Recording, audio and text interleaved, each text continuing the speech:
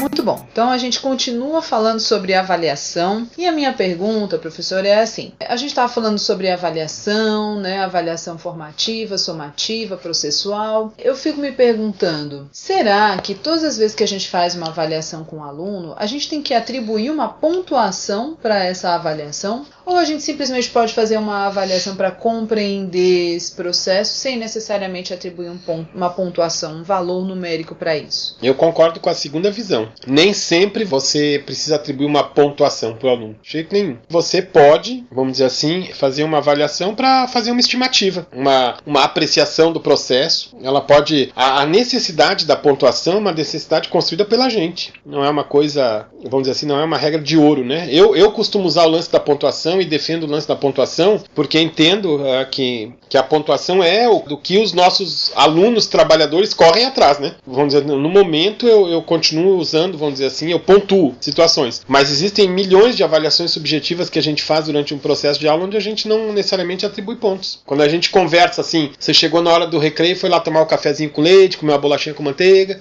aí tá lá conversando, aí diz assim, o fulaninho aquele da sala de aula da 8ª série, né? Tá difícil hoje ele, né? Tá meio cabisbaixo, tá meio... Você tá fazendo uma avaliação, não vai necessariamente atribuir uma pontuação. E em relação a conhecimento, a mesma coisa. Nossa, o fulano tá indo bem na matemática, hein? Hoje ele participou muito da aula, tá indo legal e tal. E você não atribuiu pontos. Agora, o que eu acho que seria muito interessante é a gente ter algum tipo de registro desse momento, né? Não é pro aluno, não. É pra gente mesmo lembrar que esse fulaninho que eu tô falando, que eu achei que ele estava conseguindo tocar bem o barco da matemática e tal, isso aconteceu em final de março, né? Nós estamos em junho. Então eu preciso me lembrar que no final de março ele estava bem. O que aconteceu de março até junho que ele piorou ou melhorou ainda mais? Quer dizer, a gente precisa ter esse registro, esse diário, né? Na verdade, essa era o motivo da existência do antigo diário de classe, né? O diário de classe não era antigamente só para botar presença e nota. Era para você anotar coisas que aconteciam na classe, na sala de aula. Muito bom.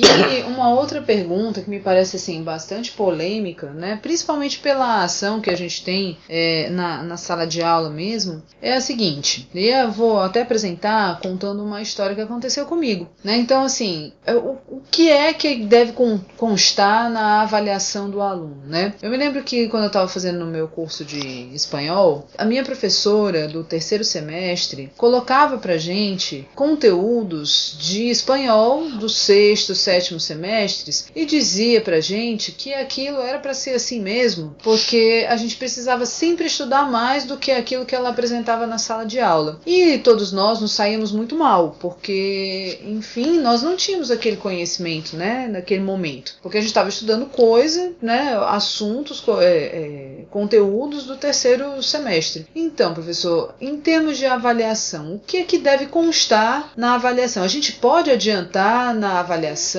A gente tem que ficar com o conteúdo que a gente está dando? Como é que isso funciona?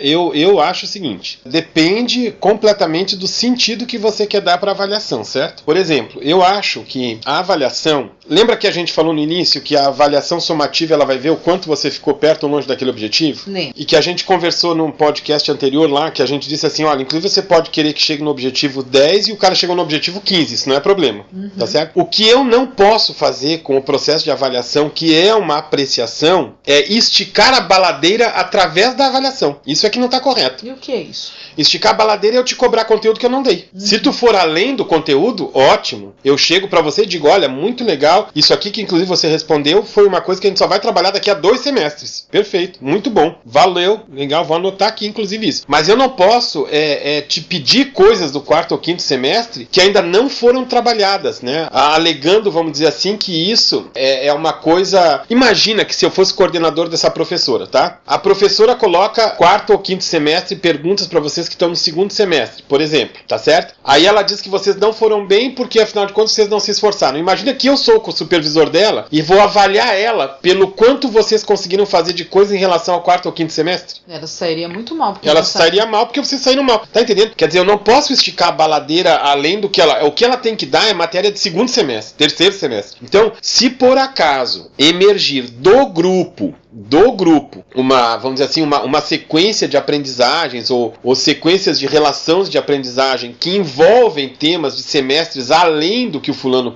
quer trabalhar, ótimo. Você inclusive pode chegar para esse cara, se ele for um gênio, e dizer assim: olha, é impressionante, você tem coisas aqui que são do 5º, 6º semestre. Se você quiser, você continua fazendo o 3º semestre para consolidar esse conhecimento. Se quiser fazer algumas aulas extras num outro horário, né? Se você quer, você é da 6ª série, mas se você está respondendo coisa bem do 1º ano, 2º grau, vem assistir umas aulas do 1º ano, 2º grau para ver se você consegue compreender o todo. Mas eu não posso cobrar coisa do cara do 6º ano do 1º ano, 2º grau. Não tem sentido isso. Eu não posso esticar a baladeira na avaliação. Entendi. Então, assim, pensando nesse aspecto, o que seria, então, da gente colocar uma questão de nível muito alto numa prova, por exemplo, que esse tipo de questão não foi trabalhada em sala de aula? Vai nesse mesmo raciocínio? Vai. Exatamente no mesmo raciocínio. Você pode colocar essa questão? Pode. Mas se você tiver que atribuir uma valoração para o aluno, essa questão não pode conter na média. Não seria correto. Porque eu estou esticando a baladeira. Isso é outra coisa.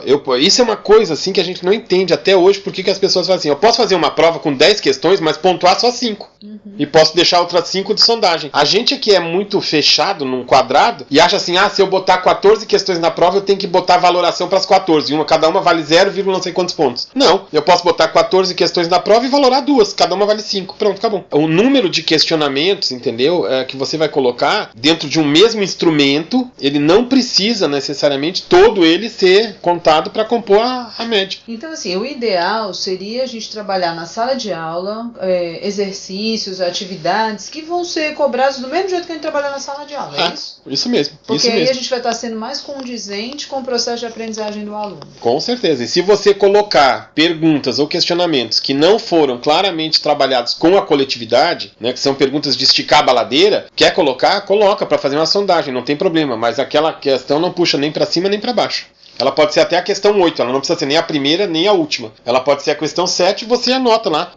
Eu fiz uma prova de 15 questões, a 7, a 6, a 3, a 2 e a 4 não vão contar na média. Pronto. Então tá ótimo, professor. Vamos então depois para o último podcast para a gente conversar um pouquinho mais sobre avaliação e tecnologia.